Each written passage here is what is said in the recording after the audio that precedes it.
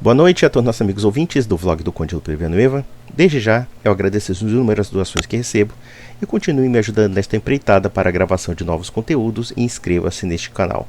Se você gosta desse conteúdo, você me ajudar financeiramente, de alguma forma você ajuda a profissionalizar e também é um incentivo, uma vez que eu perco tempo, eu tenho que elaborar certos argumentos para determinados debates públicos. Evidentemente que você faz um trabalho voluntário, tal como eu faço. Então, eu te agradeço se você me ajudar.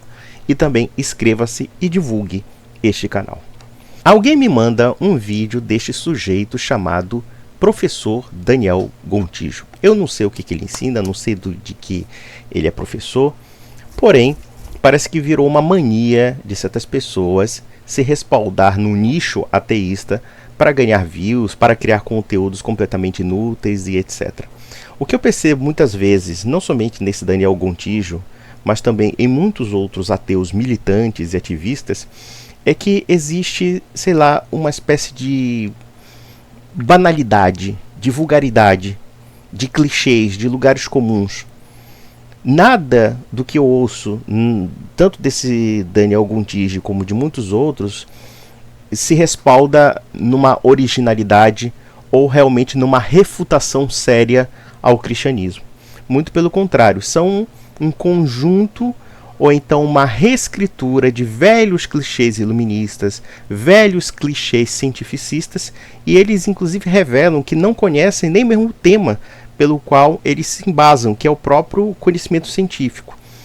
Na verdade, em nome de defender o método científico, na prática eles acabam criando uma premissa filosófica que vai muito mais além do que a ciência de fato pode alcançar.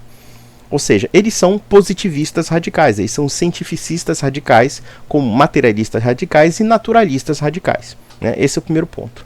O segundo ponto é ele falar do ingrediente importante do pensamento crítico. Claro, ele já coloca dentro de uma premissa viciada de que quem é religioso não tem pensamento crítico e quem é irreligioso, evidentemente, que tem pensamento crítico.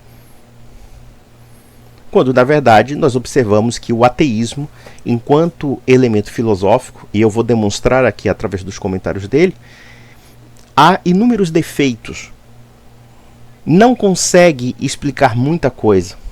Ou melhor, deixa-nos sem respostas, ou então acabam criando, o movimento ateísta, no caso os militantes ateus, acabam criando uma espécie de materialismo das lacunas. Aquilo que o materialismo não explica, a ciência se torna um elemento totalizante e um dia vai explicar como se houvesse possibilidade disso, quando na verdade eles não percebem a ignorância do que significa o método científico, para que serve o método científico, qual é o objeto do método científico e, portanto, dentro deste objeto, como também da sua própria metodologia, também há limitações. Vamos ouvir o que esse sujeito está falando e vocês vão ver o alto grau de banalidades e de bobagens que ele se respalda. Eu acho que uma coisa que é importante para quem quer desenvolver o pensamento crítico e uma honestidade intelectual é admitir a própria ignorância. E aprender a lidar com isso. Esse que é o grande problema dos ateus, eles não admitem a ignorância. Eles são ignorantes em matéria de religião. Tudo que eles conhecem sobre a religião são aqueles estereótipos que nós estamos acostumados a ver. Dicotomia entre ciência e sobrenatural. Muitas vezes a fé cristã é retratada como uma fé obscurantista, que é inimiga da ciência, quando na verdade, historicamente falando, é justamente o contrário. Se nós analisarmos as contribuições da Igreja Católica no âmbito científico, já começa pela fundação das universidades. Há, claro, um certo debate se de repente as universidades contribuíram tanto para o conhecimento como também para a ruína do conhecimento, porque hoje em dia nós vemos, pelo menos no âmbito das matérias de humanas e de filosofia, uma verdadeira decadência do ponto de vista intelectual das universidades. Porém, na verdade, quem fundou as universidades e quem fundou o sistema educacional ocidental moderno, por assim dizer, ou seja, pós Antiguidade Clássica, foi a Igreja Medieval. E nós podemos também ver que os primeiros grandes cientistas, os primeiros grandes estudiosos eram monges, eram padres, eram bispos. Ou seja, são pessoas que se interessaram de fato pela ciência baseado numa perspectiva até teológica. Em que ponto a teologia influencia a ciência? No sentido de que o método científico, quando investiga certos fenômenos da natureza, pressupõe também um ordenamento que pode ser descrito como também uma natureza, ou pelo menos um cosmos, cujos fenômenos podem ser inteligíveis. O que isso significa na prática? Que se nós não tivéssemos a perspectiva de uma ordem dentro da natureza, nós não teríamos nem mesmo uma perspectiva também de conhecimento científico, porque o conhecimento científico, o que ele faz? Ele descreve certos fenômenos físicos, químicos, biológicos que existem no cosmos, ou seja, quer dizer, fenômenos inclusive quantitativos, e que não fogem desse padrão. O problema muitas vezes desses sujeitos é que eles querem transformar a ciência numa espécie de metodologia totalizante da realidade. E aqui nós vamos observar o jogo artificioso. Numa hora ele diz, olha, não há problema algum em a gente não saber nada, etc. Porém, nós temos a ciência, e a ciência explica tudo. É isso que ele vai falar, e nós vamos ver qual é o erro dessa lógica. Está tudo bem a gente não ter resposta para muitas coisas. E que é melhor isso do que eu abraçar qualquer resposta porque eu tenho uma intolerância, incerteza, dúvida. Não, velho. É saudável e é maduro a gente aprender a conviver com a falta de respostas. Agora, é importante também a gente reconhecer que existem meios de a gente encontrar respostas confiáveis para muitas das nossas questões. E a ciência é um desses, na verdade, é o melhor meio que a gente tem para encontrar respostas para questões minimamente complexas. Desculpa, você está completamente enganado. A ciência não consegue explicar boa parte de elementos que envolvem a própria natureza humana e mesmo o cosmos. Porque muitos desses elementos que nós discutimos sobre a ordem do universo são elementos metafísicos e filosóficos e não científicos. Aqui nós percebemos duas coisas que revelam a ignorância deste sujeito. Primeiro, ele não sabe o que é método científico. O método científico pressupõe o quê? Claro que existem vários aspectos do método científico. O primeiro aspecto é a observação dos fenômenos naturais. A observação dos fenômenos naturais, a descrição desses fenômenos e uma tentativa de uma teorização sobre esses fenômenos. Só que existe uma questão aí. A teorização só é possível porque nós temos uma perspectiva filosófica de que há uma pressuposição de ordem por conta dessa natureza. Se a natureza fosse para nós incognoscível, ou seja, fosse uma mera sucessão de acasos, como muitos materialistas pregam, e tentam usar de uma forma indevida a física quântica, falando um bocado de besteira sobre a física quântica, enfim. Desde que a física quântica surgiu, eles começaram a falar um bocado de besteira sobre casuísmos da natureza. Se esses casuísmos existissem de fato, como eles falam, a gente não teria o poder de compreender o universo. E nós temos, pelo menos, de compreender alguns aspectos do universo no quesito do reconhecimento de elementos que são ordenadores destes fenômenos naturais. Então, a capacidade de teorização a partir da observação de fenômenos é um aspecto do método científico através de uma experimentação empírica. Mas existem outros pontos em que a ciência não se limita à empiria. Pelo contrário, se nós reduzíssemos a ciência apenas pelo aspecto estritamente empírico, muitas teorias da ciência não seriam explicadas. Por exemplo, o Big Bang. A teoria do Big Bang parte de uma pressuposição de um fato que já aconteceu, que foi uma explosão cósmica que gerou o universo. Alguém presenciou essa explosão cósmica ou esse início de um universo em expansão, enfim? Não, isso é uma teoria. E essa teoria é baseada em quê? É baseada apenas em hipóteses axiomáticas que são relacionadas a certos condicionamentos ou a certos nexos de causalidade que podemos observar no universo. Mas são hipóteses. Então vejam que a própria concepção empirista da ciência é limitada para explicar certos fenômenos, ou é limitada para explicar certos aspectos teóricos. E eu seria mais ousado em dizer que a ciência não dá respostas para ações complexas, para casos complexos. A ciência não explica a consciência. A ciência não explica a personalidade humana, a ciência não explica a moral e a ética, a ciência não explica a estética, a ciência não explica uma poesia. E eu vou colocar uma seguinte questão: sabe por que a ciência não explicaria a ética e a moral? por uma razão muito simples, porque a ciência não faz juízo de valor. A ciência é eminentemente uma metodologia descritiva. Ela é descritiva e quantitativa.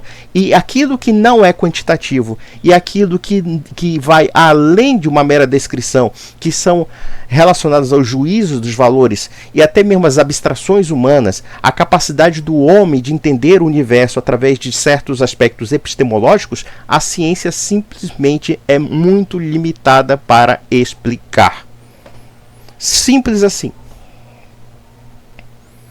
Se alguém me disser, por exemplo, que a consciência é produto do cérebro, ou então produto de neuros, né, de neurotransmissores e não sei o que, blá blá blá, eu responderia aquilo que um padre que era um astrofísico, um homem absolutamente genial chamado Manuel Carreira, quando ele desafiou um jurista espanhol que era um ateu materialista declarado, ao afirmar que na matéria existem 4 atributos da física: nuclear forte, nuclear fraco, eletromagnética e gravitacional. Qual dessas 4 propriedades físicas explicam uma poesia? Aqui nós reconhecemos uma seara da natureza humana, que nós podemos dizer uma seara do espírito, a seara da consciência, que não pode ser explicada em termos quantitativos. Eu poderia inclusive apelar a Aristóteles, em que ele fazia uma divisão entre os estudos das ciências naturais e os estudos relacionados ao comportamento humano, à ação humana e os juízos de valor, como também os atributos da política. E nós percebemos que, por exemplo, dentro dos atributos da política, dos atributos das relações humanas, os atributos da sociabilidade humana, nós perceberemos que existem uma margem de imprevisão. Existem certamente princípios, mas esses princípios nunca poderão ser descritos pela ciência, porque não é objeto da ciência descrever a ética e a moral. E mesmo que esse pessoal fale, não, nós temos instinto de sobrevivência, instinto daquilo, não sei o que, não sei o que, isso não explica de forma razoável a moral, a ética, a política, as estruturas sociais, etc. É um outro campo que a ciência simplesmente não explica. Então, quando ele coloca a ciência como um elemento totalizante, na prática ele poda qualquer postulado ou qualquer pressuposto que transcenda o método científico. Eu posso provar para vocês o quanto a ciência não emite juízos de valor sobre práticas que podemos considerar até morais. Se alguém analisar, por exemplo, que Auschwitz, o campo de concentração de Auschwitz, é pura técnica e pura ciência, eu pergunto para vocês uma coisa: onde na ciência se explica se aquilo é certo ou errado? A ciência somente trabalha com fenômenos naturais, ou seja, com a descrição desses fenômenos e o entendimento do mecanismo desses fenômenos. Mas a ciência nunca explicará, por exemplo, se colocar judeus numa câmara de gás é certo ou errado. A ciência não vai explicar isso, porque não é objeto da ciência. O objeto da ciência, paradoxalmente, foi construir todo um sistema de matança. Como também o objeto da ciência foi construir a bomba atômica. Ninguém vai negar que a bomba atômica não seja científica. Quando se jogaram 2 bombas em Hiroshima e Nagasaki, pulverizaram de forma imediata centenas de milhares de pessoas. Foram literalmente apagadas por o quê? Por uma bomba atômica. E isso é ciência pura e simples. E vejam que as premissas do método científico, quando aplicadas na vida social, elas podem ser um instrumento ideológico de dominação social e de perversão social pior do que qualquer, como eles gostam de falar, qualquer religião. Porque a religião, pelo menos, te ensina algo que é certo. A religião, pelo menos, explica certos propósitos que estão no homem e que vão muito além do homem. Não somente, claro, na religião, como também na filosofia. O que é o certo? O que é o errado? Qual é a finalidade do homem neste mundo? Ele mesmo fala que a existência humana é uma coisa absurda. Vocês acham mesmo que nós podemos trabalhar a ética, a moral, a política, pagar suas contas em dia, discutir sobre, sei lá, sobre religião ou sobre irreligião, baseado na ideia de que a realidade humana é um absurdo? Se a realidade humana é um absurdo, então tudo que se atribui de mal, de bom no homem, por assim dizer, é também absurdo. Porque todo esse questionamento sobre a maldade do mundo, que eles adoram falar isso, né? Sempre atacar Deus. Ah, a maldade do mundo, acontece sempre maldade. Mas vem cá, dentro do universo metafísico ateísta, em que você diz que tudo é um absurdo, inclusive a existência humana é um absurdo, é uma coisa bizarra, é uma coisa meramente acidental, por que o mal seria menos acidental? E por que o bem seria válido ser defendido? Se você defende a ideia, você é ateu, defende a ideia de que tudo é meramente acidental. Se tudo é meramente acidental, então pronto, não cabe mais discutir isso. E se você reduz a dimensão do conhecimento a uma esfera eminentemente descritiva, científica, então tudo aquilo que não seja amparado pela ciência para você não existe. É o que esse pessoal fala quando nós falamos da questão dos atributos da consciência humana. O que é a consciência humana? O cérebro explica a consciência humana? Não, não explica. Não explica, por exemplo, os atributos do conhecimento que eu adquiro através de uma leitura, por exemplo. Não existe um critério quantitativo para eu mensurar o quanto eu acumulei de conhecimento em toda a minha vida. Não existe nenhum critério quantitativo para eu afirmar, por exemplo, porque eu sou dessa maneira. Existe algum, sei lá, algum neurotransmissor, sei lá o que eles falam, né? A neurociência. A neurociência pode explicar se você é religioso, se você é irreligioso, se você acredita em Deus, se você não acredita em Deus? Não! A resposta é um sonoro não. Não tem como explicar isso. Não tem como explicar isso porque esses critérios não são quantitativos. Evidentemente que eu preciso de um cérebro para pensar, ninguém vai negar isso. Mas a condução da minha consciência e da minha mente é imaterial. Eu não posso provar a minha consciência e a minha personalidade pelo meu cérebro. Eu posso provar a minha consciência, a minha personalidade por certos atributos que, embora eu não veja, mas eu manifesto através de ideias, através de proposições, através de juízos que são, em geral, imateriais. É simples assim. E quando esse pessoal totaliza tudo na ciência, eles não percebem que na prática eles estão introduzindo um verdadeiro monstrengo totalitário. Todos os monstrengos totalitários estatais partem de uma predisposição científica de controle da realidade humana. A ciência aqui se torna uma coisa demiúrgica, quase como um feitiço.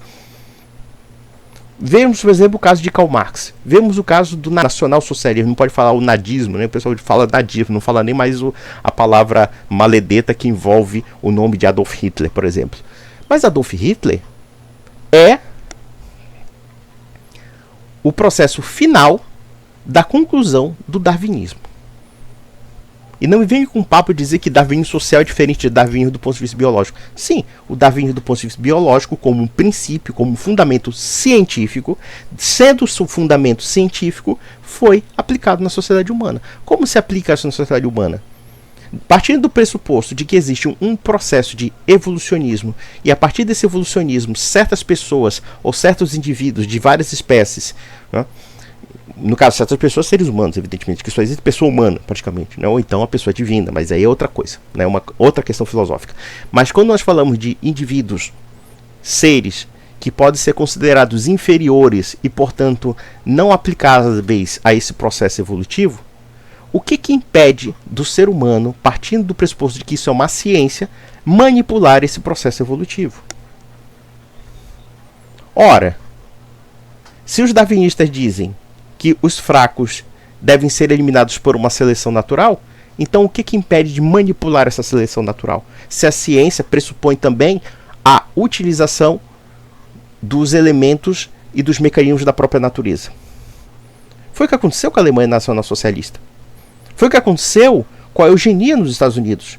Foi o que aconteceu com a eugenia na Inglaterra, na França, na Suécia e assim sucessivamente. Pessoas que eram consideradas indignas, e aqui nós temos um outro detalhe do materialismo e do cientificismo.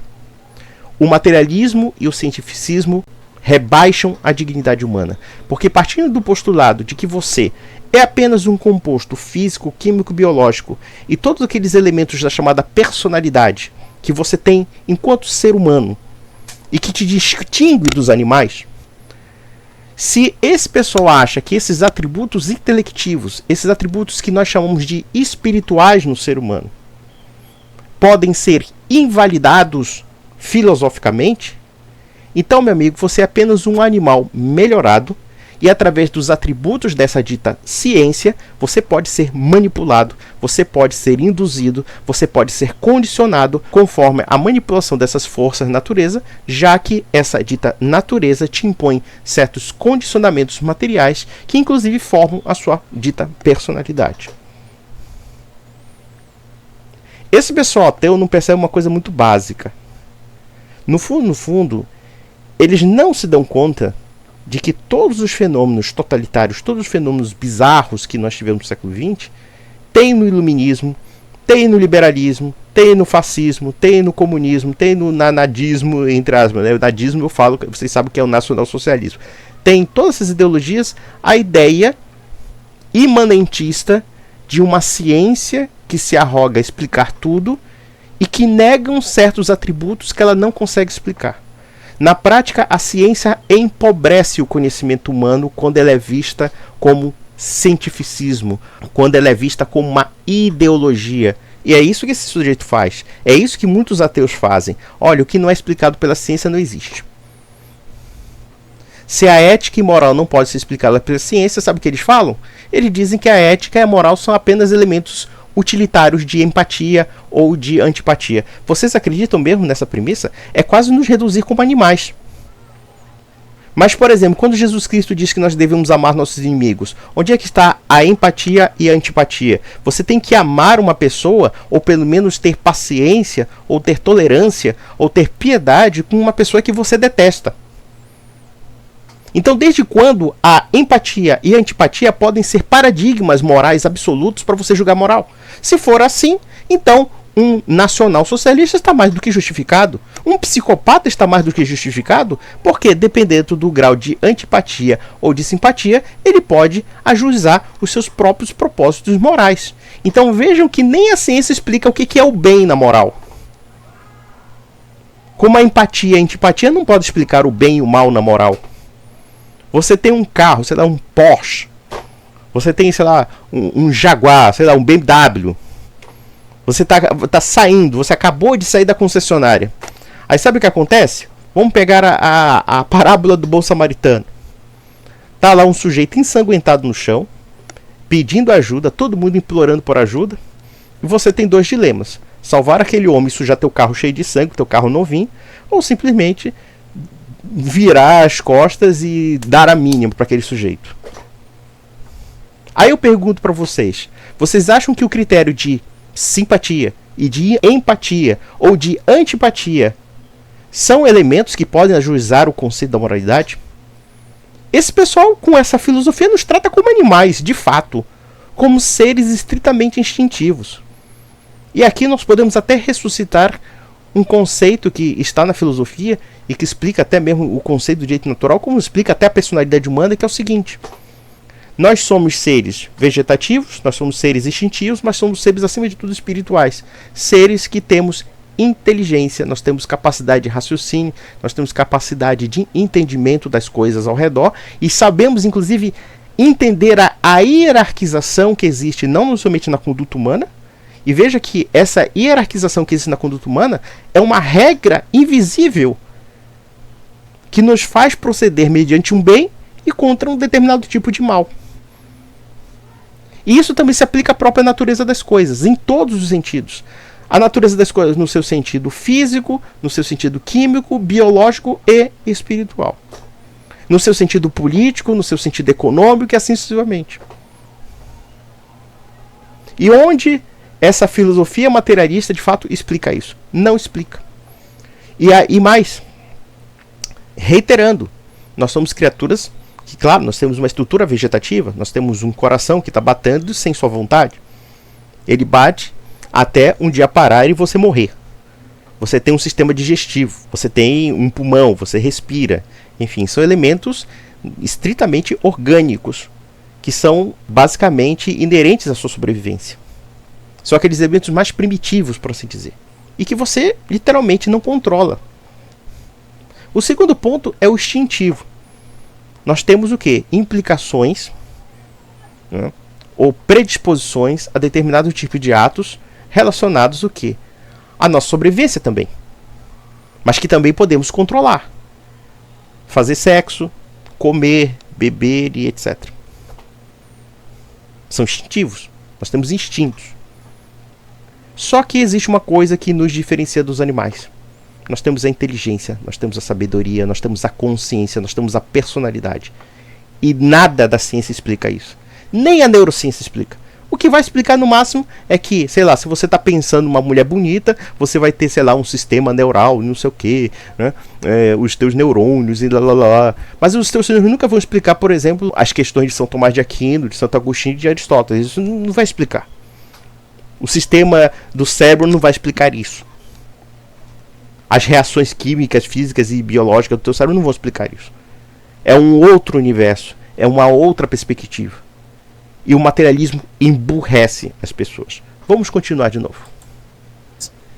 O remédio cura ou não cura essa doença? A psicoterapia funciona ou não? Em que medida? Veja uma coisa interessante. Ele faz uma confusão entre aspectos que são quantificáveis dentro dos propósitos da natureza, ou do estudo do cosmos, com aspectos que são imateriais. Então ele coloca a ciência como uma ideologia totalizante. Isso tem um nome, chama-se positivismo. Isso aí foi defendido por Augusto Comte, que impunha a ideia, né, de uma era positiva, de uma era cientificista. Só que eu explico para vocês, ateus, vocês que não estudam história, vocês que não estudam filosofia, vocês não estudam porra nenhuma. Isso fracassou. Fracassou já no século XIX e foi deletério no século XX. Todas as filosofias materialistas e ateias levaram a civilização à ruína. É muito simples. Então, meus amigos, eu só queria concluir esse comentário porque, convenhamos, o senhor Daniel Gontijo não foge da regra comum, dos lugares comuns que eu escuto do movimento neoateu. São as mesmas bobagens de sempre, apenas revitalizadas, né, por uma nova capa, mas o discurso é velho. Então, até a próxima.